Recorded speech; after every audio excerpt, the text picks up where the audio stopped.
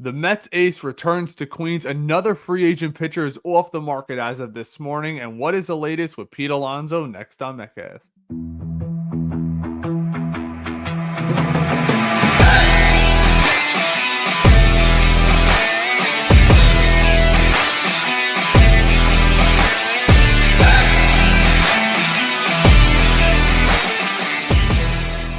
Welcome back to MetCast. Friends, as always, I am Rain. If you enjoy our content, we humbly ask you to like and subscribe.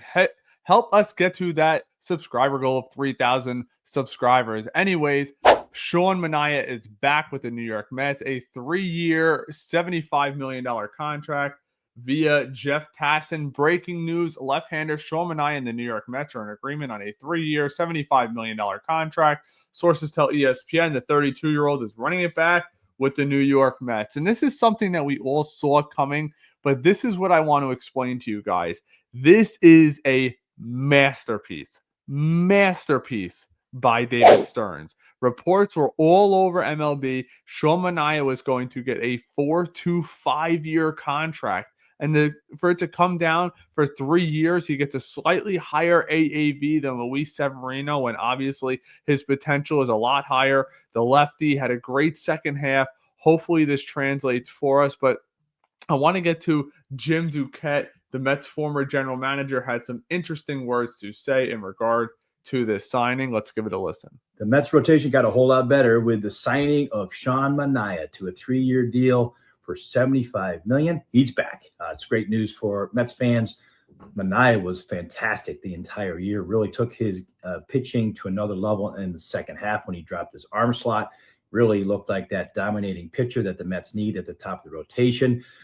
You know, he was very consistent over the course of the year, too. He only had one bad month, the month of June. Every other month was an ERA in the 3s or lower. And so when you look at his addition, plus Kodai Senga, David Peterson, of course, Frankie Montas and Clay Holmes, and then Tyler McGill. I will say this. Outside of the top 3, and even the 3, David Peterson doesn't scare me. Unless he does it another year. Kodai Senga, injury prone, pitched like 6 innings all of last year. And Sean Manaea, obviously at the top of the rotation. The Mets still lack a frontline starter. Make no beans about it. They have to. This cannot be it. You look at the teams like Philly. This cannot be it. You want to go get me a Castillo? Go get a Castillo. He's a frontline starter. I'm not saying an absolute cream of the crop type guy, but this team is still missing that legitimate number 2. Senga could be that, but I'd rather have Senga be my number 3 because of his injury concerns. As well, you can see the shapings of a very deep rotation for the Mets now. Just because a rotation is deep does not make it good. Remember that.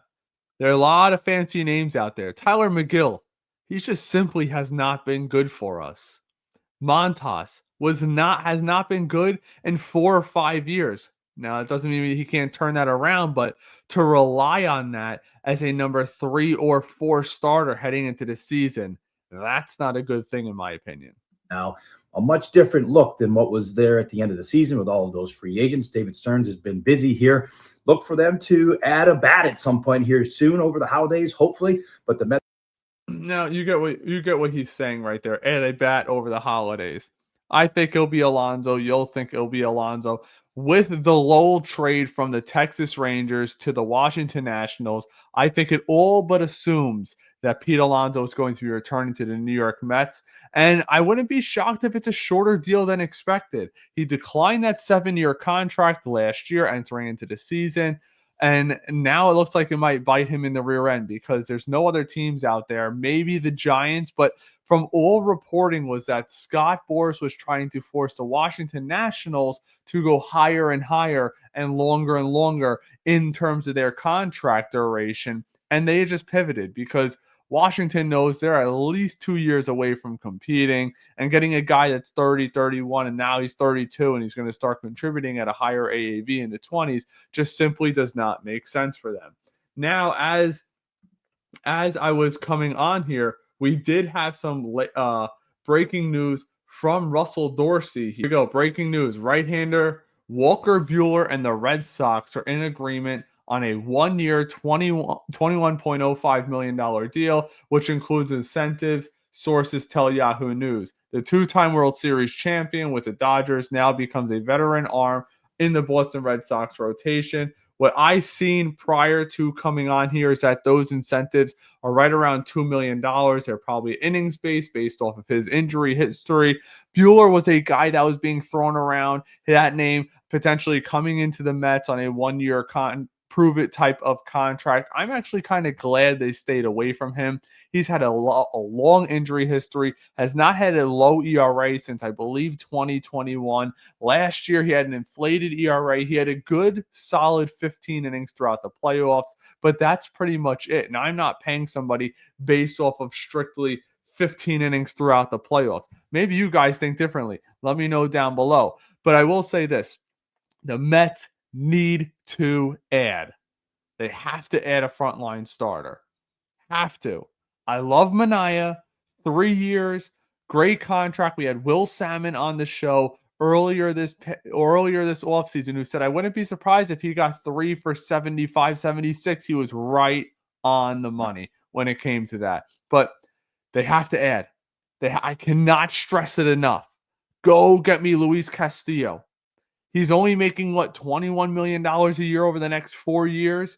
It's another short-term contract, and you're set not only for this year, but for the next couple of years in regard to your front end of the rotation, and you could add those bats. Now, I'm not too sure. I know Michael Mayer said that if the Mets sign Pete Alonso, that may not exclude them from Bregman or vice versa. I'm now getting the sense that it absolutely will. I think Alonso's going to be back on that short-term contract. But that's all the updates that we have for you as of today. I did this video early for you guys because I'm going to be busy later tonight with the holiday coming up. I want to wish you guys all a holiday. Happy holiday. If you're not following, subscribing, liking, we would appreciate it. We want to bring you all the latest Mets content. Enjoy your Christmas. And until next time, take care.